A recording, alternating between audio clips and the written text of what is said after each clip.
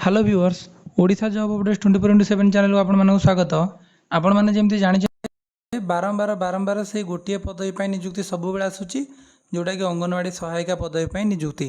प्रत्येक अंगनवाड़ी केन्द्र में सरकार तरफ अंगनवाड़ी सहायिका पदवी पर निजुक्ति बारंबार आसूची। तार कारण भी आपने जानते रिसेंटली बहुत गुड़े अंगनवाड़ी को सरकार भर्चुआल मध्यम कौन कर उद्घाटन कर तेणुकर चलते आम देखा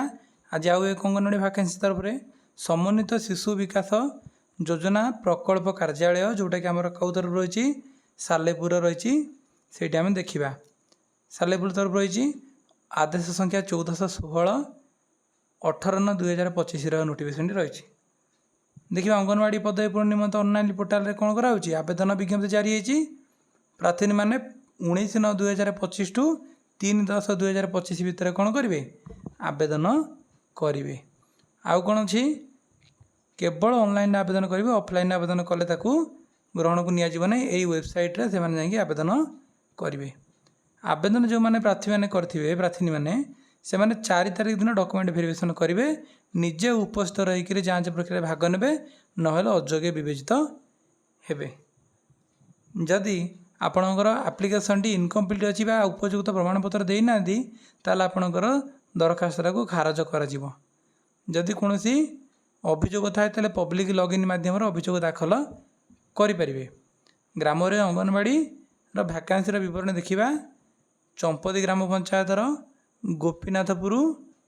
गाँव खाली पड़ा अंगनवाड़ी केन्द्र ना है गोपीनाथपुर 1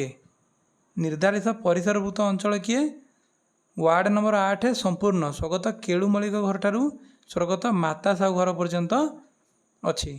आरंभ गृह संख्या होची स्वर्गत केलुमलिक घर ठारू स्वर्गत माता साहू पर्यंत घर से समान कथा।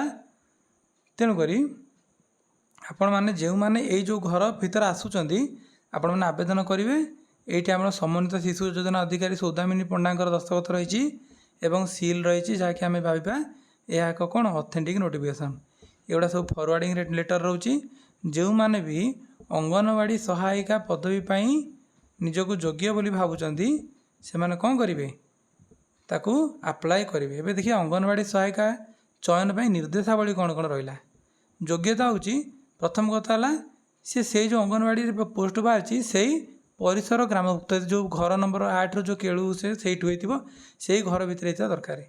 वर्षार प्रथम दिन में आवेदन आह्वान कर बेले बयस 18 वर्ष कम हो कि 35 वर्ष अधिक हो न सर्वनिम्न योग्यता रखाई +2 पास तापर +2 परीक्षा जो मार्क रखि थे ता उपरक मनकर जी अधिक रखि मार्क ताकू अग्राधिकार दिज्व +2 में जी मार्क रखिथे ताकू नहीं गोटे मेरिट लिस्ट प्रस्तुत करा तेणुक आपण देखूँ जे अतिरिक्त पॉइंट क्या केते मिल अनुसूचित जनजाति आउ अनुसूचित जाति जोटा आम कहते एसटी आउ एससी 10 मार्क एक्स्ट्रा विधवा 10 मार्क अनाथ झील 10 मार्क निराश्रय छाड़पत्र परित्यक्त महिला हूँ 5 मार्क जदि प्रार्थी तो नुहे प्रार्थीनी उच्च योग्यता परीक्षा उत्तीर्ण होती माने +2 एबव ताले 5 मार्क मिल जदि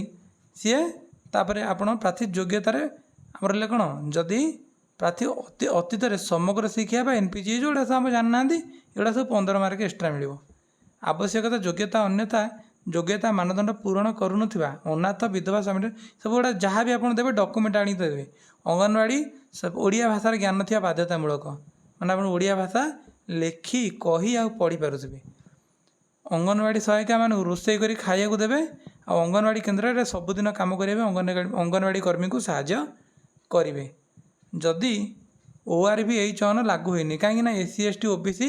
भैकेंसी कथा ये विचार को नियाजिबनी कहीं गवर्नमेंट पोस्ट नुहे। अंगनवाड़ी सहायिका मासिक केते टंका ना 5,000 टंका मात्र सम्मान सूचक भत्ता पाइबे। यह समयानुक्रमे परिवर्तनीय परवर्ती समय बढ़ी पारे तापर जाति प्रमाणपत्र ये सब जिन तहसीलदार पाखु आणवे आपणकर हाईस्कूल सर्टिफिकेट भी आपड़ से डेट ऑफ बर्थ भी जानी सेल्फ अटेस्टेड सब डॉक्यूमेंट करके नहीं जी पकेबे। ऑनलाइन आवेदन समय युक्त 2 शिक्षागत मार्कशीट अपलोड करिया बाध्यतामूलक कारण ये देखिए मार्क देखिक कौन कर मेरिट लिस्ट प्रस्तुत कर पुणी सील सिग्नेचर रहा तेणुकर आम जानिले एटा ऑथेंटिक तेणुकर जो प्रार्थी मैंने यही पदवी पर उपयुक्त निजक मणुचंती से माने सही ग्राम अंचल परिसरभुक्त अच्छा से पकई दिंतु। वीडियोटी देखि बहुत बहुत धन्यवाद। आमको उत्साहित करने आमर चैनल को सब्सक्राइब कर दिंतु। वीडियोटी भल लगी लाइक करूँ एवं सांग मान सहित शेयर कर दिंतु। धन्यवाद।